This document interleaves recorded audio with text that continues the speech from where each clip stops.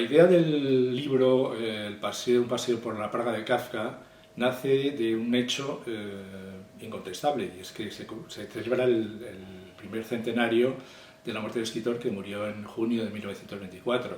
Entonces, la intención primera del libro era desentrañar un poco esa relación que se ha creado y que ya casi es un cliché entre la figura de Kafka y la ciudad de Praga, ¿no? Es decir, explicar un poco cómo se ha ido tejiendo esa relación que ahora mismo nos parece tan reconocible, hasta el punto de que mucha gente que viaja a Praga sabe que ahí estuvo presente Kafka y de alguna manera lo busca entre los rincones de la ciudad. El libro refleja todos estos lugares, los ilustra, de esto ya hablaré en otro momento, los ilustra y además evoca otros que han desaparecido pero que tienen una fuerza y una capacidad y una impronta muy fuerte. Es decir, la casa en la que Kafka escribió la Metamorfosis, que es la casa del barco, junto al Moldava, ha desaparecido, pero no es difícil imaginar que en algún lugar de ese solar se fraguó esa historia tan absolutamente potente que yo creo que es la que identifica fundamentalmente a Kafka. Lo interesante en este caso, además, es que Praga es una ciudad que se ha conservado muy bien. Es decir, hay muchos edificios que pertenecen a la época de Kafka, con lo cual podemos hacer un recorrido muy visual, ¿no? de cuáles fueron la casa en la que nació, en qué café se reunía con sus amigos, cuáles algunos de los cabarets a los que iba, por supuesto pues las casas familiares, incluida la famosa Casa Azul del Callejón de los Alquimistas. Todo esto hace que la figura de Kafka sea muy fácil de acompañar en este paseo por la ciudad. Una de las intenciones del libro, que además se refleja en su portada, que es una portada informal, no es una portada seria, es que de alguna forma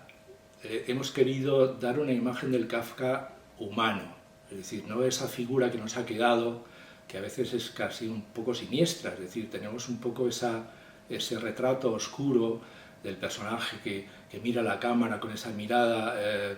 dura, y realmente Kafka era un personaje con un enorme sentido del humor, como comentaban muchos de sus amigos, sobre todo Max Brod, y yo creo que eso es una cosa que también está presente en el libro, la intención de sacar a Kafka de esa vitrina de rarezas en la que le hemos colocado. El escritor tenía además otros rasgos característicos. El primero, que lo que le convirtió en el escritor que es su obsesión literaria. Es decir, él decía, la literatura soy yo. Aparte de esto, tenía otros rasgos terriblemente humanos. Es decir, era bastante hipocondríaco, era una persona obsesionada con el ruido, es decir, los ruidos le molestaban muchísimo, siempre tenía quejas de los lugares en los que estaba viviendo, el ruido que veía abajo, el ruido que veía en la calle, todo ese malestar es lo que le llevó, en cierto modo, a refugiarse en la famosa casita azul del Callejón de los Alquimistas, la búsqueda, el silencio para escribir. Aparte de esto, bueno, hay una serie de rasgos con los que algunos lectores se pueden identificar, y es la relación conflictiva con la familia, el peso del padre, la buena relación que tenía con su hermana menor, sus amistades. Es decir, lo que se va viendo a través del libro es la humanidad del personaje, mucho más allá de ese cliché del que hemos hablado. El libro se estructura sobre la base de los distintos escenarios y más importantes por los que pasó el escritor durante 40 años, que se dice pronto. Empieza en la plaza de la Ciudad Vieja, que había una casa próxima a esta plaza donde él nació, sigue por la Universidad Carolina, donde hizo sus estudios, continúa por los distintos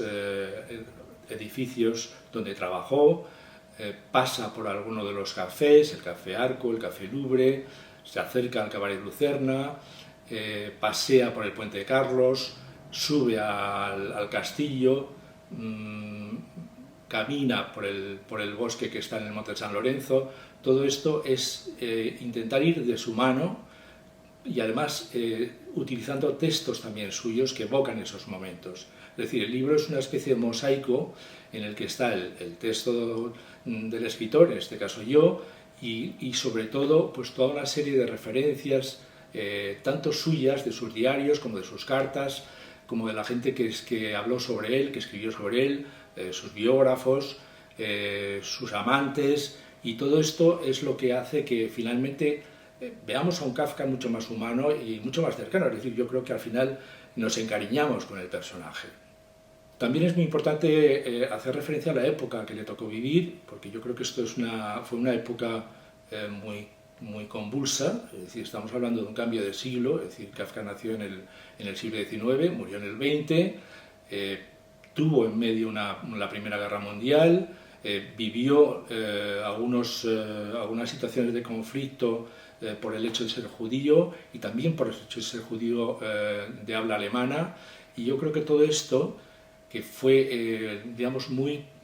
significativo en toda la época de la vida de Kafka, también